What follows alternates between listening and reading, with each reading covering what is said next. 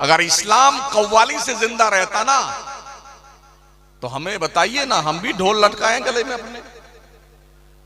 हमारे ये मौलाना लोग भी ढोल बजाएं बैठ के, कोई हारमोनिया ले आएगा, कोई बेंजू ले आए, कोई टुनटुनिया लेके बजाए, अगर कव्वाली से इस्लाम जिंदा है। ये कुर्बानियां बताती हैं, ओ हमारी कुर्बानियों का मजाक उड़ाने वालों, तुम्हारी शक्लें मस्क कर दी जाएंगी।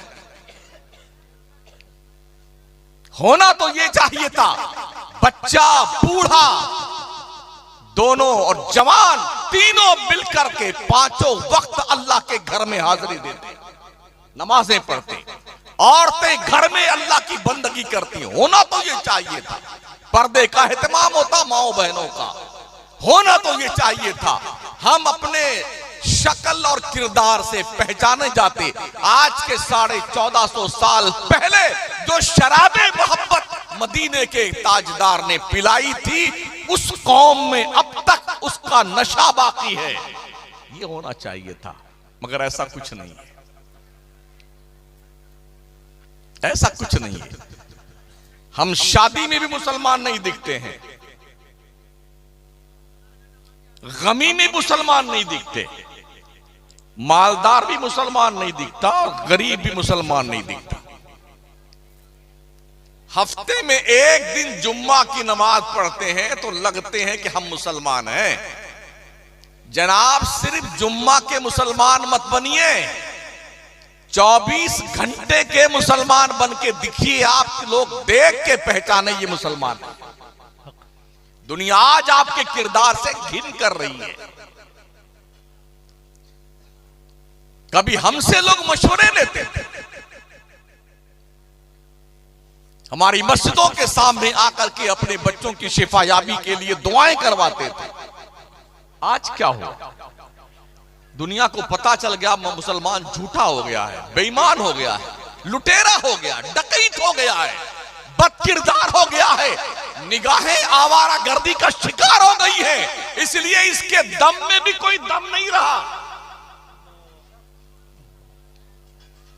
हमने देखा है बचपन में, हमारे बिरादरान वतन की औरतें भी अपने बच्चों को, जिनका इलाज डॉक्टर करने से मना कर देता, जाओ कुछ दिन का मेहमान है, वो अपने छोटे बच्चों को लेके मस्जिद के दरवाजे पे खड़ी होती थी और नमाजी नमाज पढ़ के निकलता था, फूंक मार देता था, 2-4 दिन के बाद देखा जाता बच्चा अच्छा हो जाता था। आज क्यों नहीं?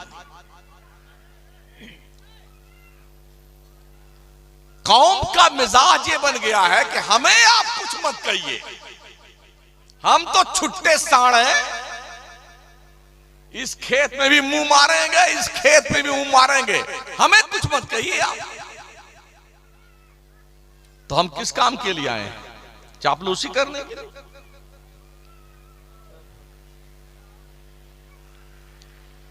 आपकी दावत खाने आए इतनी दूर से हम?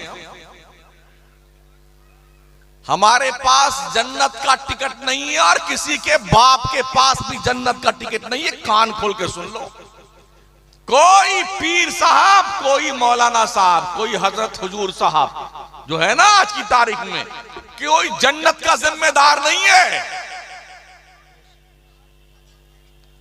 अपने रब को राजी कर, जब तेरा घर सो जाए और मुसल्ला चुपके से उठा करके वजू करके तेरे सजदे हो, तेरे रब की बारगाह हो और अपने रब के गुणगान कर, ताकि तेरे घर में रब की रहमतें और बरकतें नाज़िल हो। अब परेशान जब होता है ना मुसलमान, हजरत कोई तावीज बना दीजिए। बाराई शरीफ गए तो हमने देखा गाजी मियां सरकार के दरवाजे से लेके मजार तक इतना धागा, चूड़ी, ताला और नाड़ा, रिबान और फीता, जने क्या क्या बांध रखा मर्दूदों ने। क्या ये अल्लाह वालों की जालियां इसी काम के लिए हैं।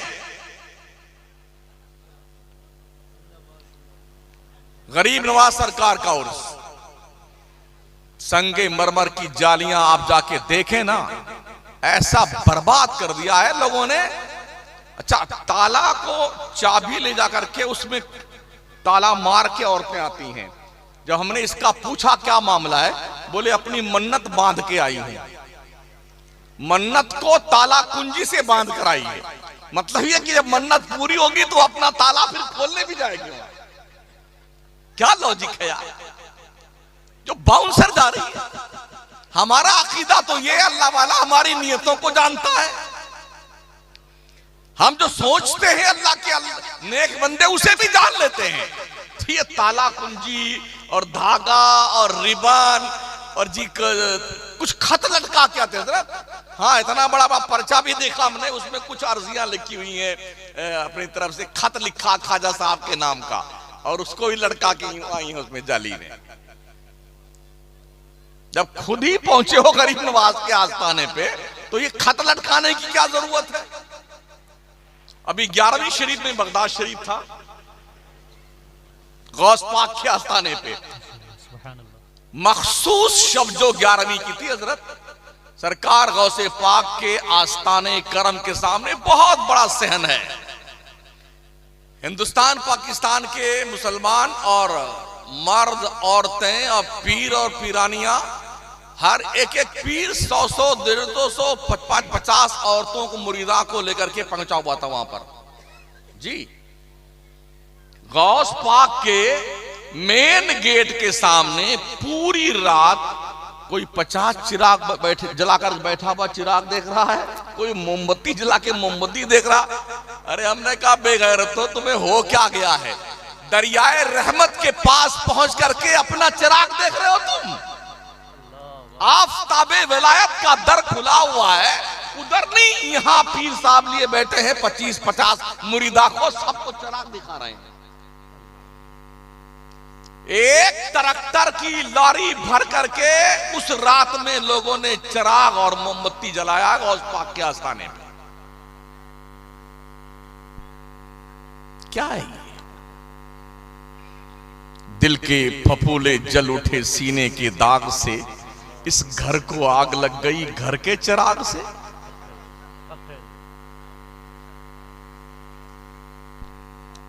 अगर आपने अपनी जिम्मेदारी आज महसूस नहीं की तो नस्लें आपको भूल जाएंगी कि आप हैं कौन और कौन थे।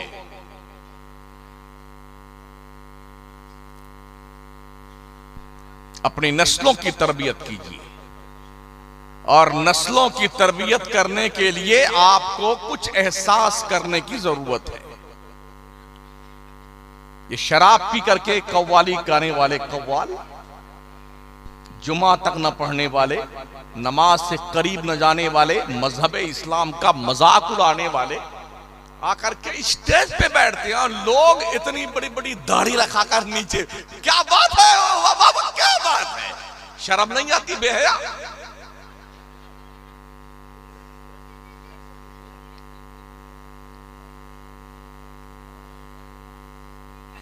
एक दौर था जब नाचने वालों को मुआशरे में कोई इज्जत नहीं दी जाती थी। कोई भी नचनिया मुहज्जब सोसाइटी में कुर्सी पे बैठ नहीं सकता था। आज स्टेज पर नाचने वाला नाचता है और इज्जतदार लोग जलील होके नीचे बैठते हैं। और कितने लौंडे और लौंडिया ऑटोग्राफ लेती उन नचनियों गवैयों से। सोचिए आप कहां थे और कहां पहुंच गए, जिल्लत के खड्डे में गिरे हुए। मुल्क पर हम जाते हैं, देखा हमने जो झूले उसमें कूदने वाले थे, झूले कूदने वाले बुर्का पहन पहन के हमारी माई बहनें उस झूले पे कूदती हुई दिखी है मुझे। हाँ,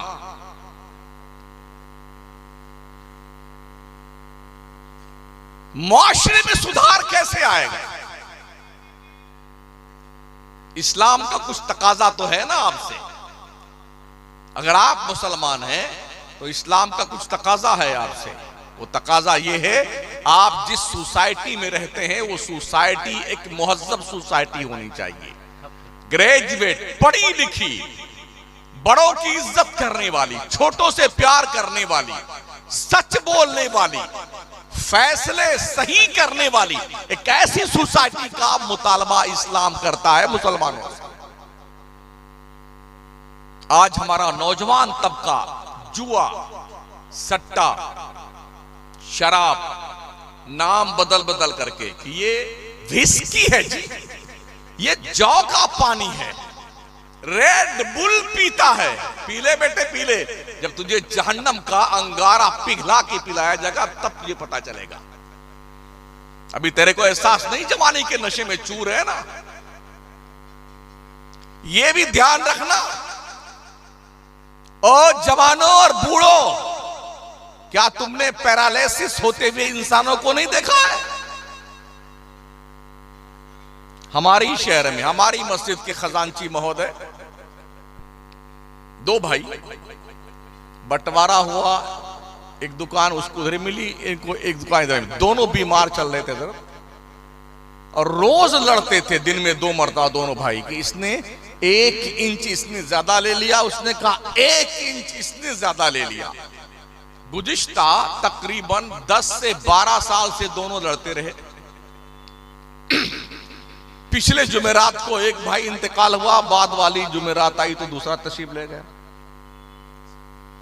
हाँ, और दोनों की कब्र आस पास बनाई गई। हमने कहा अल्लाह कहीं अब ये इधर भी जगह न करने लग जाए दोनों। उधर तो लड़ते रहे 1 इंच की जमीन के लिए।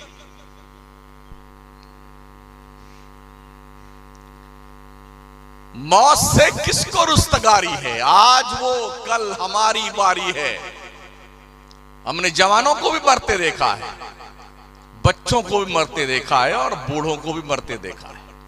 छोटा झूला, बड़ा झूला, हाथी घोड़ा वाला झूला, सब रहता है। नतीजा ये हुआ कि हम सुन्नी लोग सिर्फ मेलों और ठेलों के मुसलमान रह गए जी।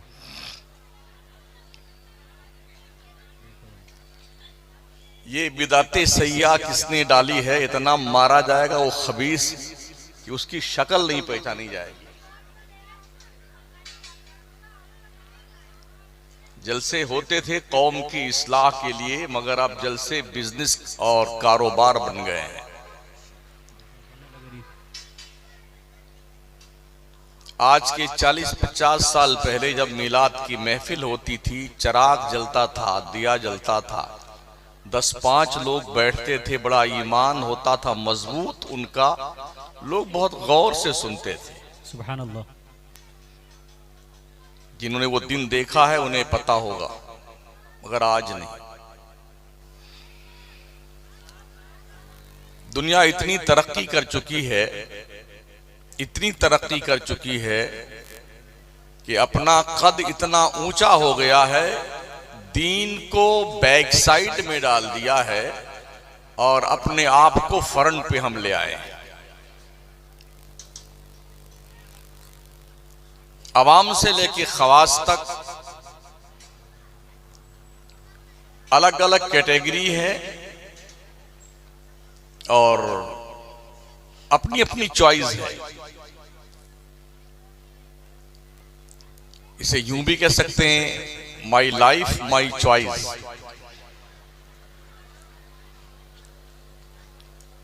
शायद इस तनाजुर में गुफ्तगू करना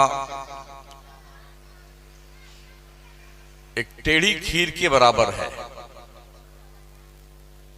मेरी तकरीर में कोई नारा नहीं लगाएगा, वैसे मैं नारा लगाने वाली तकरीर करता ही नहीं।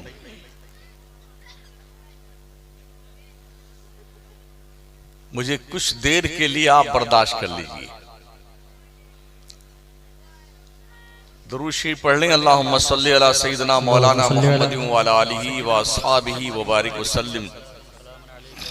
सलातुं व सलामुन अलैका या रसूल अल्लाह।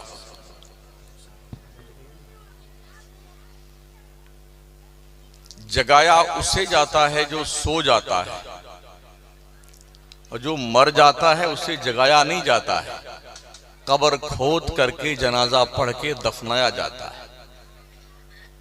शायद आज हमारी कंडीशन कुछ ऐसी ही है अहले सुन्नत वल जमात की कि अब तैयारी है कि इन्हें कब दफना दिया जाए कब्र में। कौम ना मौलाना की मानती है ना पीर की मानती है, करती वही है जो उसके दिमाग में सेट है। बुजुर्गों का मजाक उड़ाना है, खिल्ली उड़ानी है, हुल्लड़बाजी करनी है। अल्लाह वालों ने कुर्बानियां देके दीन को जिंदा किया था और हम हुल्लड़बाजी और डांस करवा के, नाच और कव्वाली करवा करके उनकी कुर्बानियों को बाज़ाब्ता तौर पर ऐसे मेट रहे हैं जैसे उन्होंने कुछ किया ही नहीं था। सुना है ये जिस शख्सियत का आज उर्स मना रहे हैं आप सभी हजरात, उनका जिस्म नाज गालिबन बहराइच शरीफ में है और ये सर यहां पर है। कम से कम इतना तो आपको एहसास होना चाहिए कि सर यहां है और जिस्म वहां है। क्या इन्होंने अपनी फैमिली के लिए ये काम अंजाम दिया था?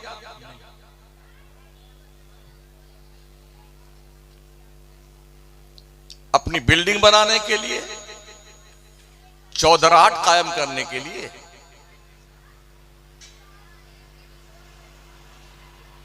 तो हमें इतना भी एहसास नहीं है कि इन कुर्बानियों का रीजन क्या था। और हमने आज की तारीख में इन बुजुर्गों को, उनकी कुर्बानियों को किस तरह से सेलिब्रेट करना शुरू किया है, गोया एक हैसियत से हमने मजाक उड़ाना चाहा है। तुमने कुर्बानी दी, तुम जानो तुम्हारा काम जाने, हम तो ढोल बजवाएंगे आप। यही है ना? सुना है आज के बाद यहां कुछ होने वाला है।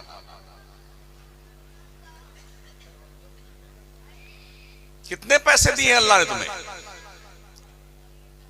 ऐसे ऐसे मर गए खबीस जिनके पास पैसों की कमी नहीं थी। तुम्हारी औकात क्या है? हुए नामवर बेनिशा कैसे कैसे, जमी खा गई आसमां कैसे कैसे। सुभान अल्लाह, माशाअल्लाह, सुभान अल्लाह, सुभान अल्लाह। अभी जल्दी एक शख्स मरा है हमारे इसी देश में जिसने गालिबन 400 किताबें लिखी थी और 400 करोड़ की प्रॉपर्टी छोड़ा है उसने। मुसलमान नहीं है, गैर मुस्लिम बिरादरी से है वो।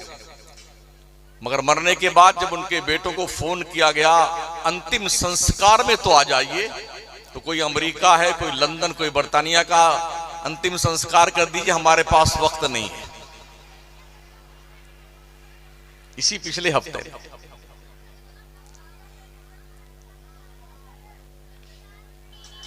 किस बात पर आपको घमंड है, गुरूर है, बड़ा तकिया आपको है, और इस बुनियाद पर जो है आप जो आपकी मर्जी में आता वही करते जाते हैं?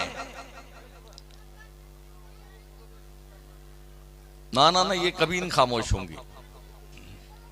ये अल्लाह वाली हैं, इनको बोलने दीजिए। हाँ,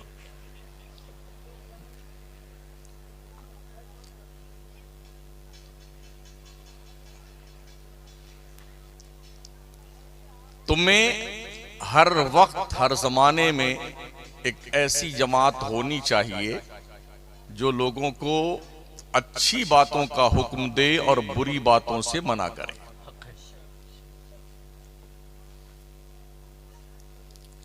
आप जानते हैं खेती बाड़ी करते हैं, जब धान बोया जाता है तो धान के पौधे जब उगते हैं ना, उसके साथ में कुछ और वैसे ही पौधे उग जाते हैं।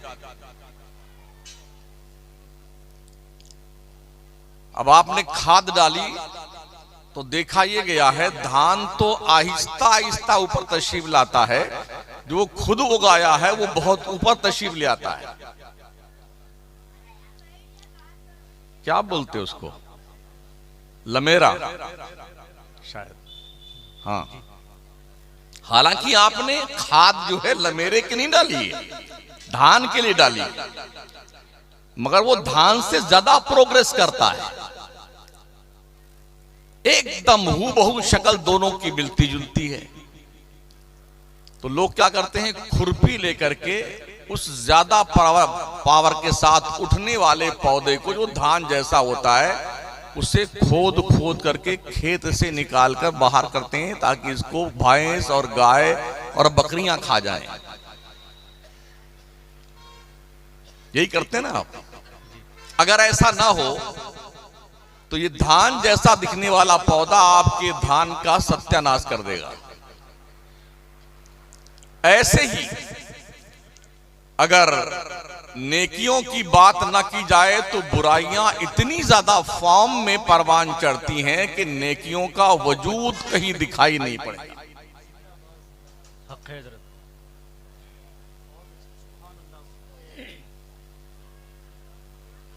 वैसे भी हमारी कौम को सोए हुए 100 साल का जमाना गुजर रहा है। मुस्लिम उम्मा को सोए हुए 100 साल का जमाना गुजर रहा है। तुर्की सल्तनत उस्मानिया का खात्मा करने के बाद यूरोप की मंडली ने मुसलमानों की उस बड़ी कुव्वत को पारा पारा करके 63 मुल्कों में तकसीम किया। आज दुनिया के नक्शे पे जो छोटे छोटे मुल्क ना, कुवैत है, बहरीन है, और जी सऊदी है, ये दुबई है, और ये जी फलाना यूएई है, और ये कतर है, और ये मस्कत है, ये उम्मान फुम्मान करने 63 मुल्कों में सल्तनत उस्मानिया को टुकड़े टुकड़े करके दुनिया की चालाक कौमों ने इस तरह बांटा है कि अब ये तार तार हुई कौम एकजुट होने को तैयार नहीं है, जिसका रिजल्ट फिलिस्तीन की सुलगती हुई आग है। अल्लाह।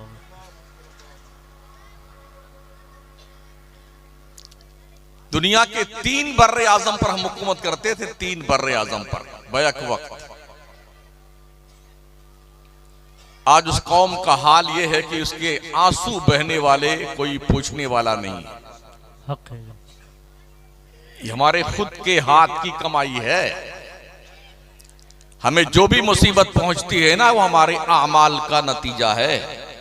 वयाफून कसीर, बहुत सारी बातें तो अल्लाह यूं ही माफ कर देता है। ये तो शुक्र मनाओ कि अब तक आप बचे हुए हैं। मोहम्मद अरबी सल्लल्लाहु अलैहि वसल्लम की रहमते आम्मा ने आपको ढांप कर रखा हुआ है। हक है। आमाल इस काबिल हमारे नहीं है। अभी हमारे अजीज नात पढ़ रहे थे ना, हाँ माशाल्लाह, किसी को बड़ा जोश आ गया था। मैं पूछ सकता हूं आप में से कितने लोग नमाज पढ़ते हैं?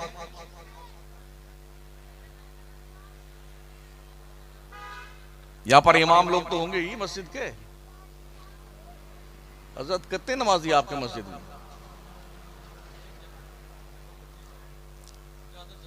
25 आदमी ज्यादा से ज्यादा। इतने बड़े नमक हराम हो आप लोग। अल्लाह की रोजी सुबह शाम दोपहर बिल्कुल खाते हो जानवरों की तरह, और खुदा के नाम को कभी भी बुलंद करने के लिए अल्लाह के घर में नहीं आते हो। तुम्हें हया नहीं आती है? शर्म नहीं आती तुम्हें? फिर काय का शौक चल रहा है कि अल्लाह मदीने में मौत आए। तेरे बाप का मदीना है?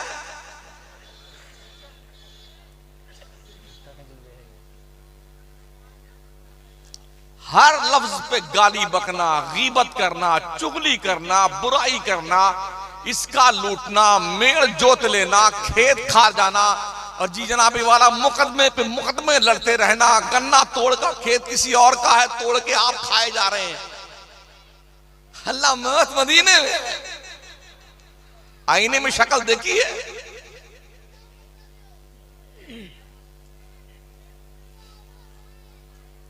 क्या लॉजिक है यार?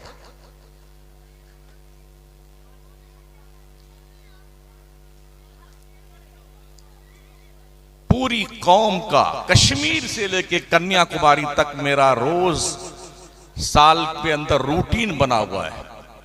शायद 365 दिन में 300 दिन हम मकराना रहते हैं, बकिया 300 दिन बाहर रहते हैं, 65 दिन मकराना रहते होंगे। तो कश्मीर की वादी से लेके कन्याकुमारी तक हमारी इस कौम का यही हाल है।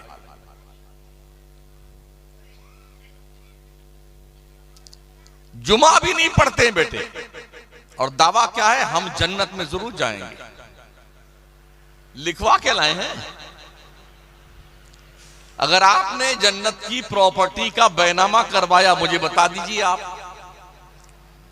ओरिजिनल कॉपी ना सही फोटो कॉपी दिखा दीजिए।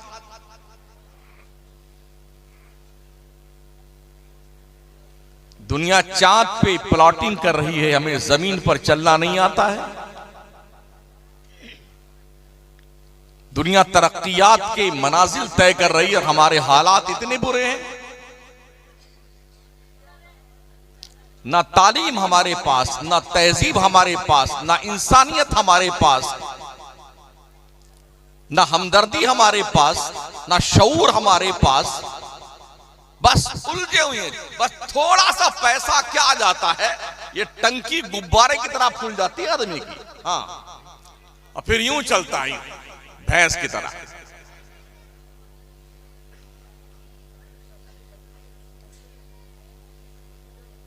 अब तक अगर मर करके कोई अपनी कब्र में 2-4 रुपया लेके गया, मुझे बताओ आप।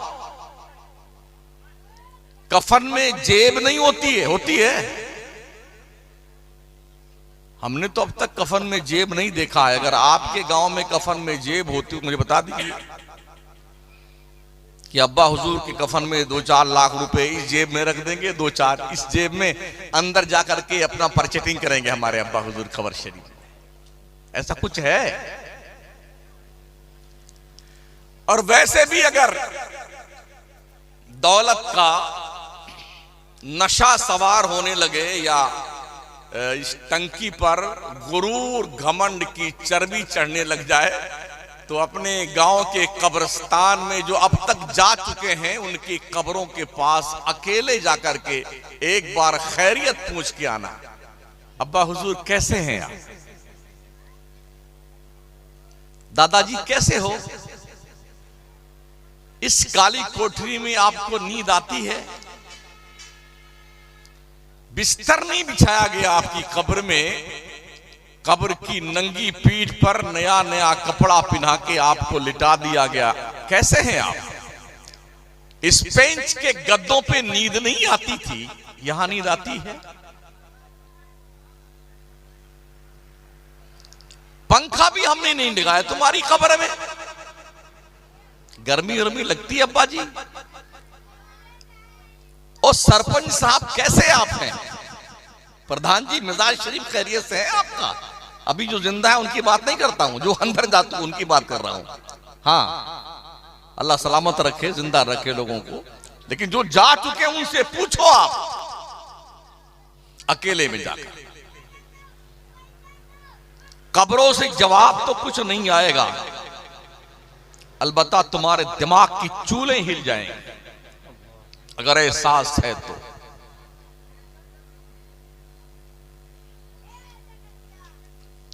और याद रखना, कोई भी दुनिया का शोरमा क्यों ना हो, मरने से कोई बचा नहीं अब तक। चाहे कितना चौड़ा होके चलिए, फॉर्च्यूनर में चलिए और सोने की जंजीर पहन लीजिए, सोने की अंगूठी 10 उंगलियों में ठूंस लीजिए, हाँ, और दिन भर तीतर बटेर खाइए, काजू पिस्ता बादाम और जी वो चिलगोजा खुरमानी, मरोगे एक दिन जरूर। अगर दुनिया में मौत का कोई इलाज होता ना, बफर्जे मुहाल अगर मलकुल मौत जिस इंसानी ड्रेस और जिसमें आते दुनिया में, तो दुनिया का हर इंसान अपनी जिंदगी की पूरी कमाई उनके कदमों में पेश कर देता, हजरत कुछ दिन की छुट्टी दे दें आप, ये सारा पैसा आप ले लीजिए, हमको छोड़ दीजिए। यही करता ना इंसान।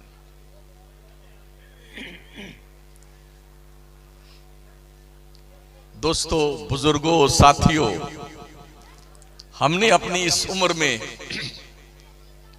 अरबपतियों को किराए के मकान में रहते देखा है। आज के 35 साल पहले जो अरबपति थे,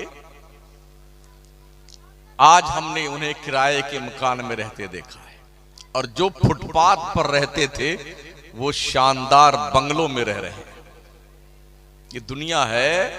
कल जो अरबपति था आज मंगता है, और कल जो मंगता था आज अरबपति है। इसी का नाम दुनिया है। तो इस खप्त में मत मुतला रहना कि हम हमेशा मालदार रहेंगे, इम्पॉसिबल है। कोई हमेशा एक हालत भी नहीं रहता है। बदलते रहने का नाम दुनिया है, चेंजिंग का नाम दुनिया। आज कुछ है और कल कुछ है। सुना आपने अभी मुल्क शाम का जो सदर था, अपना मुल्क छोड़ के भागकर दूसरे मुल्क में पनाह लिया है, जिसका बाप भी मुल्क शाम का सदर था, हाफिजुल असद, बेटा भी बशारुल असद मुल्क शाम का सदर था। गुज़िश्ता तकरीबन 35-30 साल से बाप बेटे हाकिम थे मुल्क शाम के।